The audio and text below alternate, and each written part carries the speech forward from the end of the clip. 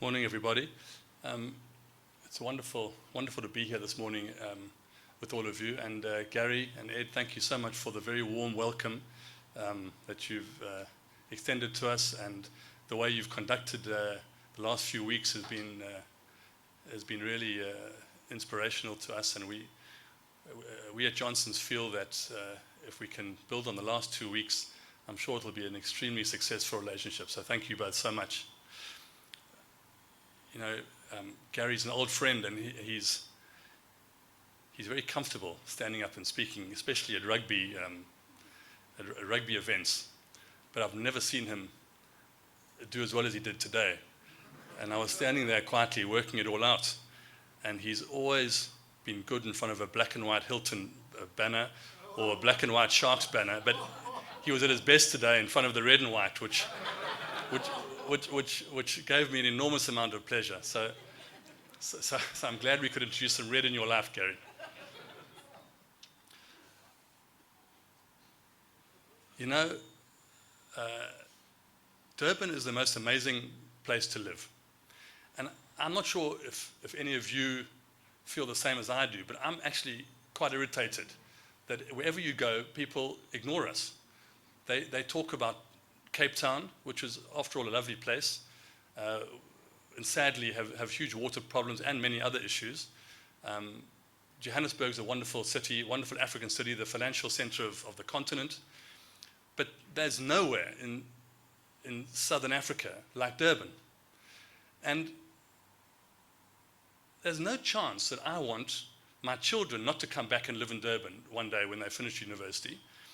And that sentiment is shared by nearly everyone that I know. So we face with a dilemma.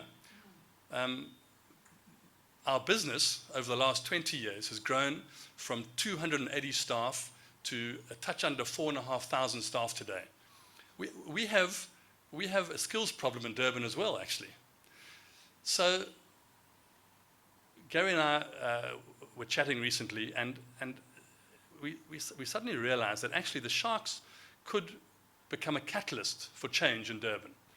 And I suggested that we should do this to him, to try and be the first particularly Durban company to put our money where our mouth is and try and revitalize what goes on here in Durban.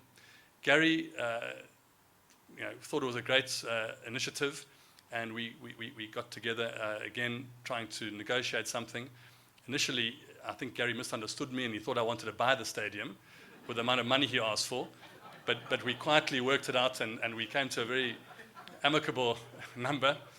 But jokes aside, there has to be change here. No one's going to do it for us. We need to make Durban a place where people want to be. My great-grandfather arrived here in 1860, and my family's lived here ever since. And there's no ways that I'm going anywhere. I suppose I could live anywhere in the world that I chose, and the place that I choose to be is right here in Durban. So I want to try and help to make this an amazing city for my family to continue to enjoy, and for my business to thrive here, for us to attract amazing people to come and work in our business, and for my friends to do the same. And I suggest that this is something that all of us should aspire to. I remember when there was a time when the Sharks were flooded with players who didn't come for the money. They came from the Free State to want to be near the sea and live in Durban and play for the Sharks. Why is that not the case anymore? That applies to many businesses. Let me tell you, Durban is an amazing place. And we have to change our attitudes and make sure that the whole of South Africa knows what an amazing place it is. And people are not going to do it for us. Particularly the government are not doing it for us. Our city is not going to do it for us. We have to get stuck in and make a difference to make this an amazing city to be in. Let's start here at this amazing, iconic stadium. And as Gary mentioned, we are neighbors after all. Our headquarters are stone's throw from here in the iconic Lion Match building. Let's start right here and try and invigorate this area, inspire people to want to be part of it. And I've committed to speak to people to try and get them involved and help in sponsoring stuff at the Sharks. Certainly, we have huge support within our business for this initiative. And a number of people have asked me about our association with the Lions. There's no reason why we can't do both. The Lions have been an amazing journey for us. They've come from nowhere and done really well. We're really proud of our association with them. But this is different.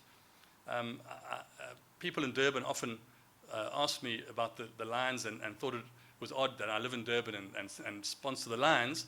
But I kept on saying it's not emotional, it's commercial. And they're a fantastic team to be on the back of, and they're doing really well for themselves and for us. This is emotional, actually. This is emotional. We want to be part of rebuilding what was an amazing precinct. And we are determined to throw all our efforts behind helping Gary and Ed and the people at the Sharks build this into something really special. So again, Gary and Ed, thanks so much for your welcome, and thank you all for coming, and thank you to everyone who worked so hard to do what they've done in a short time. I'm led to believe that a great deal of the signage will be up by Saturday. Is that right, Debs?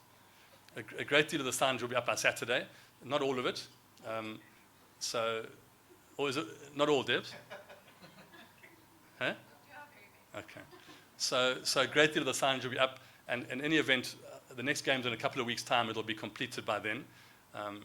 And I wish you all happy times at the Sharks, and thanks so much again for coming.